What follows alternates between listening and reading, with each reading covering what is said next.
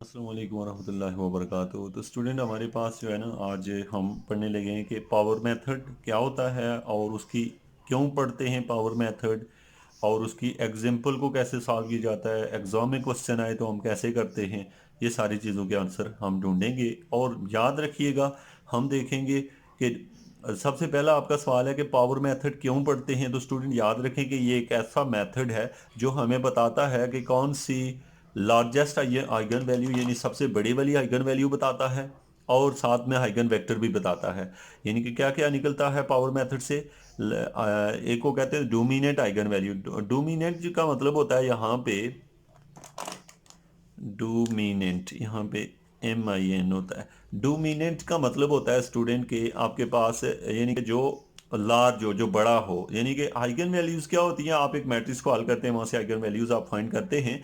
तो उनमें से कौन सी आइगन वैल्यू बड़ी होगी, मेन बगैर आइगन वैल्यू निकाले हम पावर मेथड से बता सकते हैं कि कौन सा आंसर ऐसा है जो ग्रेटेस्ट आइगन वैल्यू देता है, और कौन सा जो होता है वो स्मॉलेस्ट आइगन वैल्यू देता है। और इसी तरीके से कौन सी वैल्यू जो है ग्रेटेस्ट आइगन वेक्टर देती है, और कौन सी greatest eigen smallest eigen vector देती है। तो यहाँ पे चार चीज़ें हो गई, एक तो डोमिनेंट जिसको हम लार्जेस्ट कहते हैं, एक स्मॉलेस्ट, एक है आइगन वैल्यू, दूसरा है आइगन वेक्टर। अब स्टूडेंट हमारा मेन टॉपिक जो है इन चारों चीज़ों को सॉल्व करना है। आपने ये देख लिया पावर मेथड क्यों पढ़ते हैं। तो अब हम देखने जा रहे हैं कि पावर मेथड का इस एग्जांपल से कैसे सॉल्व किया जाता है। यानी एग्जांपल लेके तो इसको, अब स्टूडेंट आपने सबसे पहले जो इसका स्टेप होता है, हम लोग सोल्यूशन लिखते हैं। और सबसे पहले जो होता है ना, आपको ये इनिशियल गैस या तो साथ दिया होता है या फिर आप खुद ले लेते हैं। यानी कि आपको या तो गैस यहाँ पे शुरू वाला खुद दिया होगा, जैसे यहाँ पे दिया हुआ है y ≠ 1 1 1 सवाल के अंदर। लेकिन अगर ना दिया हो तो हम खुद ले लेते हैं, आपका वो मर्जी है। तीनों ज़ीरो ना लें, कुछ भी ले लें, 1 1 1 ले लें, 1 0 0 ले लें, 0 1 1 0 ले लें, कोई एक इनिशियल गैस आप चूज़ कर लेंगे। आप देखिए सोल्यूशन में सबसे पहला स्टेप होता है स्टूडेंट, आप लिखते हैं y0। ए क्या चीज़ होती है, जो ऊपर दिया होता है वो लिख लेते हैं 4 1 0, फिर 0 2 1, फिर 0 0 - 1, और फिर उसके बाद y0 को मल्टीप्लाई करते हैं। y0 आपको पता है ये उसके ऊपर ट्रांसपोज पड़ा हुआ है। ट्रांसपोज मीन के आप इसे ऐसे लिखेंगे 1 1 1। अब स्टूडेंट आप क्या करेंगे, इसको करेंगे मल्टीप्लाई। मल्टीप्लाई करेंगे ना, जब आपको मल्टीप्लाई करना, आपको उम्मीद है मैट्रिक्स आता ही होगा। 5 आ गया, 3 आ गया, -1, ये मल्टीप्लाई करने के बाद आया। और ये इक्वल होगा, यहाँ से हमने 5 कॉमन ले लिया। जब कॉमन लेंगे तो यहाँ आ जाएगा हमारे पास 1 0.6, और साथ में -0.2। तो ये है हमारे पास, ये निकला। अब याद रखें, आप हमेशा जो बड़ी वैल्यू होती है वो कॉमन ले लेते हैं। जैसे इन तीनों में से 5 बड़ा था, बाहर लिया, फिर हमने क्या किया, 5 को भी 5 से डिवाइड किया, 3 को भी 5 से डिवाइड किया, -1 को भी 5 से डिवाइड किया। कैलकुलेटर से जो वैल्यू आई वो यहाँ लिख दी है। अब स्टूडेंट हम आते हैं, यानी ये जो वैल्यू निकली है ना, ये वैल्यू है आपकी असल में, ये जो पहले वाली वैल्यू होती है इसको लेमडा कहा जाता है, और ये इक्वल है लेमडा 1। लेमडा 1 का आंसर क्या निकला, 5।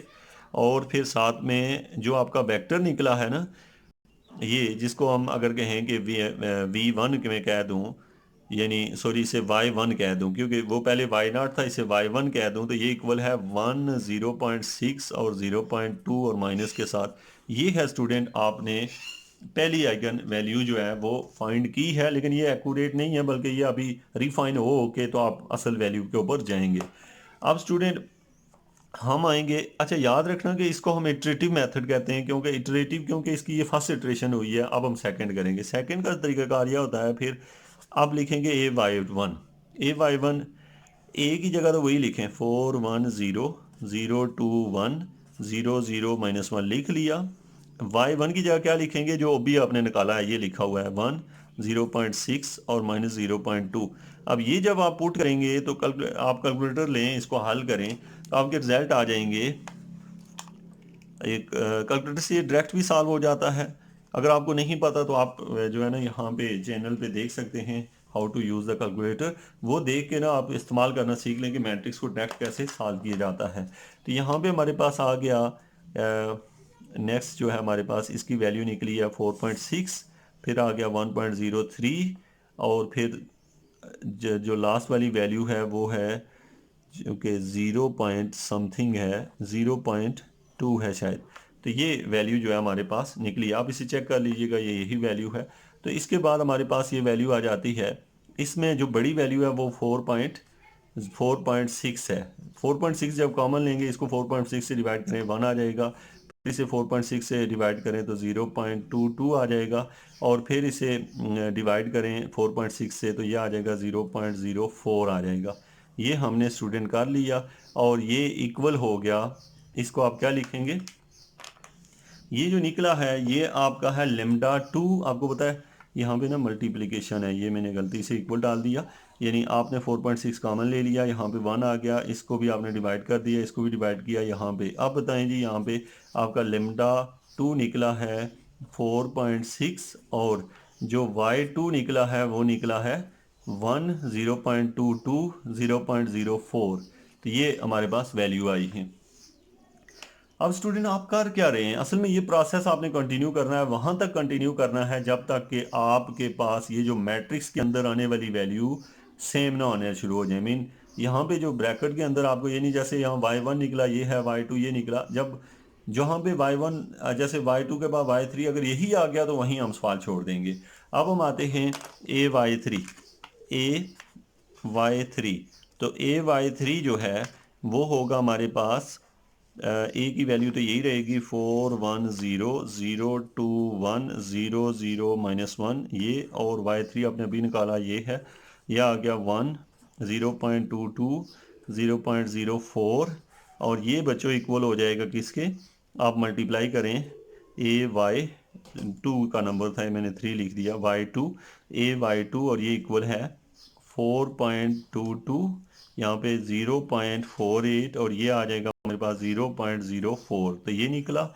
अब स्टूडेंट इसको हम लिखेंगे, इसमें सबसे बड़ी वैल्यू 4.22 है, कॉमन ले ली, जब कॉमन ली तो ब्रैकेट में बचेगा 1 और 0.11 और -0.01, और ये इक्वल है, आपको पता है कि इसमें से लेमडा, अब 3 क्या निकला हमारा, लेमडा 3 इक्वल है 4.22 के, और आपके पास y3 जो है वो इक्वल है 0.11 और -0.01। तो ये 3 आपके रिजल्ट निकले हैं। अब स्टूडेंट हम आगे जाते हैं और देखते हैं जी नेक्स्ट वैल्यू क्या निकलेगी। अब आपको पता है नेक्स्ट स्टेप का आपने इटरेशन नंबर 4 कर रहे हैं, इसमें क्या आ जाएगा y3 में a की जगह लिखेंगे 4 1 0 0 2 1 0 0 -1, और इसके साथ आपने लिख लिया वहाँ से देख के वैल्यू 1 0.11 -0.01।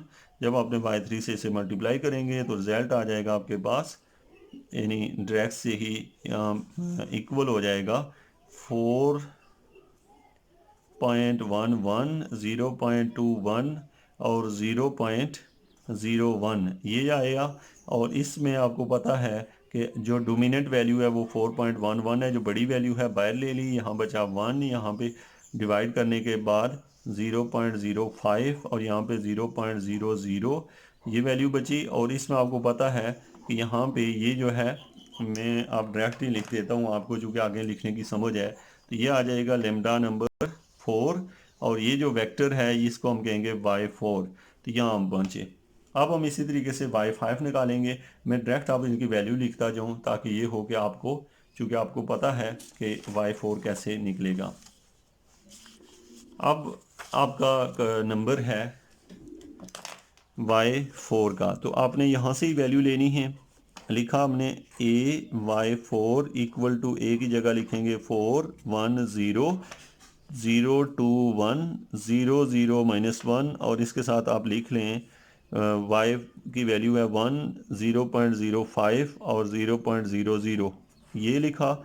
इसको जब हमने हल कर किया है, यानी अब हम इस वैल्यू को देखने लगे हैं ay4, तो ये रिज़ल्ट दे रहा है हमें 4.05 0.1 और 0, और ये इसमें क्या डोमिनेंट है 0.05 बाहर ले लिया, यहाँ बचेगा 1, यहाँ पे 1, उसके बाद आ गया 0.03 और फिर 0।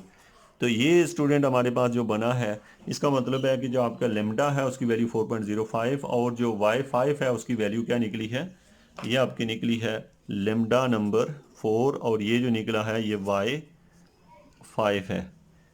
तो ये नहीं 5 है, तो ये भी 5 है, दोनों 5 निकल आए। अब आपने जब तक ये आंसर मैच नहीं होता आपने इसे कंटिन्यू करना है। तो जो है हमारे पास आ गया है ए, अब नंबर है AY5, तो इसमें आपने ए की वैल्यू यहाँ रखनी है। आपको पता है Y5 की वैल्यू वो लिखी हुई है 1.0030। ए की जगह मैंने वैल्यू नहीं लिखी, आपको पता है, लिख लेंगे आप।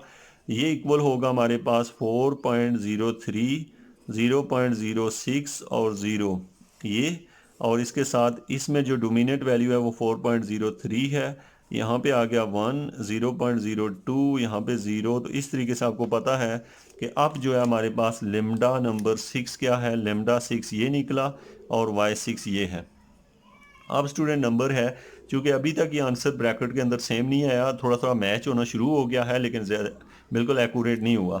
तो अब हम जाते हैं इसके बाद नेक्स्ट स्टेप पे और हम लिखते हैं ए Y6 जो है हम उसको अब देखते हैं कि वो कैसे करना है। तो इसके बाद हमारे पास आ गया AY6 इक्वल होगा, आपको पता है ए की जगह ए के नंबर लिख दें और फिर इसकी वैल्यू यहाँ से डाली 1, 0.02 और 0। इसको जब आपने हल किया तो इसका रिजल्ट आया है 4.02, 0.04 और 0, ये आया है। और ये इक्वल होगा, आपने 4.02 कॉमन ले लिया, यहाँ पे आ गया 1, 0.01 और फिर यहाँ लिख दिया 0। और फिर ये इक्वल होगा किसके, आपको पता है कि ये बना है लेमडा नंबर 7 और Y7।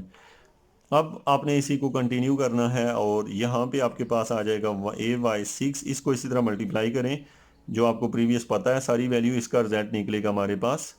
जो भी वैल्यू है मैं डायरेक्ट ही लिख देता हूँ, यानी लेमडा 7 जो है वो आपके पास आ जाएगा 4.01। और जो Y7 है, नहीं Y7 तो पहले निकल आया था, तो ये सॉरी ये 7 है।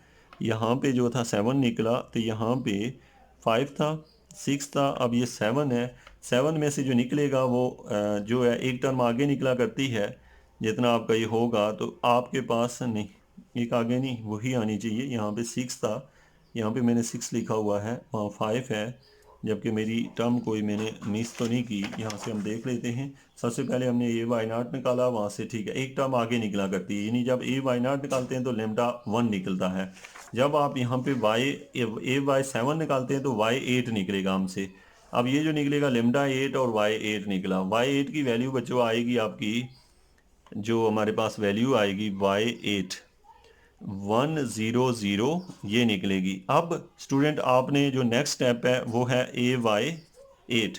अब जब AY8 करेंगे तो उस वक्त आपकी जो लेमडा की वैल्यू आएगी, जिसको हम लेमडा 9 कहेंगे, और ये इक्वल होगी हमारे पास 4। और ये जो वैल्यू आएगी यानी कि आपके पास Y, ये कौन सा था 7, सॉरी 8, तो ये अब 9 आएगा और ये इक्वल होगा हमारे पास 100। अब चूंकि ये दोनों मैच कर चुके हैं, यानी ये पिछले स्टेप आप करेंगे, ये दोनों मैच कर रहे हैं, जब दोनों मैच कर दें तो समझ जाएं कि जो जवाब आता है जिस स्टेप पे वो, तो उसको आइगन वैल्यू कहते हैं, उसको कहते हैं डोमिनेंट आइगन वैल्यू। तो आपकी स्टूडेंट यहाँ से आपने क्या निकाल लिया, क्या आप बता सकते हैं कि डोमिनेंट क्या होता है। डोमिनेंट आइगन वैल्यू क्या निकली है, जिसका नाम है लेमडा इक्वल टू 4, और डोमिनेंट आइगन वेक्टर जो है वो क्या निकला है, जो इसके साथ होता है वो वेक्टर होता है 100। तो डोमिनेंट आइगन वेक्टर 100 और डोमिनेंट आइगन वैल्यू 4 निकली है।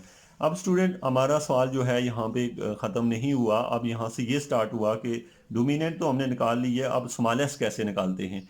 अब स्टूडेंट स्मॉलेस्ट निकालने के लिए हमारा जो सबसे मेन इशू होता है वो क्या होता है, आप इसको यहाँ से समझें। यानी कि आपसे को कहता है कि इसकी डोमिनेंट निकालो, तो वो तो निकाल ली है, अब स्मॉलेस्ट कैसे निकालते हैं। जहाँ AY0 है, यहाँ पे ए की जगह अब बी आ जाएगा। अब बी हमें दिया हुआ नहीं होता, मतलब ए तो दिया होता है पेपर के अंदर, बी नहीं दिया होता, तो हम क्या करते हैं पहले बी खुद बनाते हैं। अब सवाल पैदा होता है बी कैसे बनाया जाता है, सबसे पहले बी निकालते हैं और बी निकालने के बाद स्टूडेंट हम लोग यही प्रोसेस फिर से कंटिन्यू कर देते हैं जो हमने ये अभी किया है सारा। अब हम आते हैं बी निकालने के लिए। अच्छा याद रखना बी निकालने का रूल क्या होता है, ऐसे निकाला जाता है हमेशा बी कि बी आपसे कोई कहे क्या होगा तो वो होता है ए माइनस लेमडा आई। अब याद रखना स्टूडेंट, ए की वैल्यू तो आपको पहले ही दी होती है। जैसे क्या दी हुई थी 4 1 0 0 2 1 और 0 0 -1, तो ये क्या है, ए की वैल्यू है स्टूडेंट। ये हमें दी हुई है, ये फार्मूला है हमारे पास कि कैसे निकालते हैं, हाँ बी कैसे निकालते हैं। तो 4 1 0 0 2 1 0 0 -1 ये जब निकली तो अब आप क्या करेंगे, इसमें से माइनस लेमडा आई आपको पता है क्या होगा, आई कहते हैं ना तो लेमडा हमने अभी निकाला 4 है, तो वो 0 0 0 4 0 0 0 4 ये बन जाएगा। आपको पता है ये कैसे बना है। अब आप इन दोनों को आपस में माइनस कर लें, जो भी आपका आंसर आता है, जैसे कि मेरे पास आंसर आ रहा है बी का, बी आ गया 0 1 0 0 -2 1 0 0 -5, ये आपने बी निकाल लिया। अब स्टूडेंट जो ही बी निकालते हैं तो फिर दोबारा वही स्टेप शुरू कर देते हैं। अब यहाँ पे आप एक्स नाट ले लेते हैं, जैसे वहाँ वाई नाट लिया था 0, सॉरी वही ले लें जो आपने पहले लिया 1 1 1 जो सवाल में दिया हुआ है। अब वही प्रोसेस शुरू करें। सबसे पहले लिखेंगे हम बी एक्स नाट। अब बी एक्स नाट आप समझते हैं क्या करेंगे, बी की जगह उसके नंबर 0 1 0 0 -2 1 0 0 -5 और साथ में एक्स नाट की जगह क्या लिख लेंगे, वो जो वैल्यू ऊपर लिखी हुई है 1 1 1। अब इन दोनों को आप जब मल्टीप्लाई करेंगे तो आपका रिजल्ट आ जाएगा, ये निकलेगा 1 -1 और -5। अब यहाँ पे बड़ा इंटरेस्टिंग है कि याद रखें कि इसमें डोमिनेंट -5 है, 5 है, क्योंकि हमने नेगेटिव को नहीं देखना होता बगैर उसके बगैर। तो जो सबसे बड़ा है वो 5 है, बाहर निकाल लिया। तो जो टर्म्स यहाँ बचेंगी वो बचेगी, पहली -0.2, दूसरी बचेगी 0.2 और तीसरी 1। ये किया क्या है याद रखना। अच्छा, इसके साथ माइनस भी, डोमिनेंट वैल्यू जो नेगेटिव हो या पॉजिटिव हो वही रह जाती है, यानी -5 हमने यहाँ से बाहर ले ली और बाकी जो है ना -5 से इसको भी डिवाइड किया, इसको भी किया, इसको भी किया, ये नेगेटिव बन गया, ये पॉजिटिव और ये पॉजिटिव। तो ये आपके पास अब बच्चों ये जो चीज़ बनी है इसको आप कह सकते हैं, यानी दोबारा से ये आपका निकला है x1 और ये निकला है जिसको मैं कह सकता हूँ एक्स। अगर मैंने इसका नाम चूंकि एक्स नाट रखा था तो ये x1 है, तो ये लेमडा 1 है, यानी दोबारा से निकला शुरू। अब ये प्रोसेस आपने कंटिन्यू करना है। कैसे, अब आप लिखेंगे बी x1, वो भी इसी तरीके से बी की जगह उसके नंबर रखेंगे, x1 की जगह आपका ये निकला होगा रख देंगे, हल करेंगे, डोमिनेंट निकालेंगे। अब स्टूडेंट ये प्रोसेस आप कंटिन्यू करेंगे, यानी आप करते रहिएगा और आप जाके देखेंगे कि बी जब 4 आएगा ना, बी x4 जब निकालोगे तो उसका आंसर आपके पास आ जाएगा। जैसे b को मल्टीप्लाई करोगे 0.05 -0.3 और 1, इसके साथ जो ही मल्टीप्लाई करेंगे तो ये हमारे पास आएगा -0.3 1.06 और -5, और ये इक्वल होगा -5 आपने कॉमन लिया तो 0.06 और -0.32 और साथ में 1। और ये जो बना है स्टूडेंट, इसमें ये जो वैल्यू निकली है ना -5, क्योंकि आप जाएंगे बी यहाँ पे x4 निकालेंगे तो ये देखना bx3 वाला मैच कर जाएंगे, यानी ब्रैकेट के अंदर दोनों मैच करेंगे। जो ही मैच करेंगे जो ब्रैकेट के बाहर है उसको हम कह देते हैं ये हमारा लेमडा निकला है और लेमडा की वैल्यू है -5। ये जो है ना डोमिनेंट आइगन वैल्यू निकली है, यानी जितनी में से सबसे डोमिनेंट लेमडा इक्वल टू -5 निकला। अब स्टूडेंट असल सवाल यहाँ शुरू होता है, अब यानी कि आपने बी के लिहाज से भी डोमिनेंट वैल्यू निकाल ली, ये बी के लिहाज से डोमिनेंट है, याद रखिएगा। ये हमारे क्वेश्चन का हिस्सा नहीं है। क्वेश्चन का हिस्सा मीन के हमारा असल मकसद इससे अगला है, हमारा मसला है स्मॉलेस्ट आइगन वैल्यू निकालना। तो हम यहाँ पे स्मॉलेस्ट का कैसे निकालते हैं, स्मॉलेस्ट आइगन वैल्यू ऑफ ए की, ये हम ए की निकालना चाहते हैं। बी हमने खुद बनाया था तो बी से हमें कंसर्न नहीं था, बी को बनाने का मकसद ही यही होता है कि स्मॉलेस्ट आइगन वैल्यू निकालने के लिए ए की।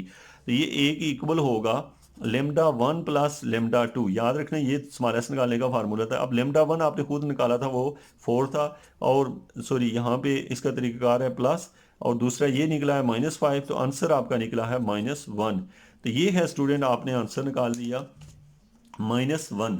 अब यहाँ से जो बात आपने अंडरस्टैंड की है, इसमें एक बात याद रखिएगा कि आपसे दो चीज़ें पूछी जाएंगी। नंबर एक कि पावर मेथड क्या होता है, आपने सिंपल आंसर दिया कि ये एक मेथड है जो हमें सबसे बड़ी आइगन वैल्यू और सबसे छोटी आइगन वैल्यू का भी बताता है और आइगन वेक्टर का भी बताता है।